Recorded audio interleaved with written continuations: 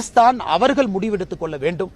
இந்தியாவோட தொடர்ந்து இந்த மாதிரி ஒரு விஷயத்துக்கு வர்றாங்க, அவங்க எக்ஸ்கலேட் பண்றாங்க, அவங்க சிவிலியனை கொள்றாங்க, அவங்க மிலிட்டரி இன்ஃப்ராஸ்ட்ரக்சர் அடிக்கிறாங்கன்னா பாகிஸ்தான் என்கின்ற நாடு வரைபடத்தில் இருக்காது என்பது உங்களை போன்ற என்னை போன்ற சாதாரண மனிதர்கள். ஏன்னா நம்ம அவ்வளவு பலமா இருக்கும், நம்ம நினைச்சோம்னா பாகிஸ்தானை ஒண்ணுமில்லாம பண்ணிடலாம். ஆனாலும் மோடி அவர்கள் அறத்தின் அடிப்படையில் அந்த போர் இருக்கு. நம்ம பாகிஸ்தானை எந்த இதுவுமே போய் தாக்கலையே, நம்ம மிசைல் விட்டு பாகிஸ்தானுடைய மிலிட்டரி இன்ஃப்ரா எதுவுமே அடிக்கல. அவங்க ட்ரோன் அடிக்கிறதுனால நமக்கு வேற வழி இல்லை.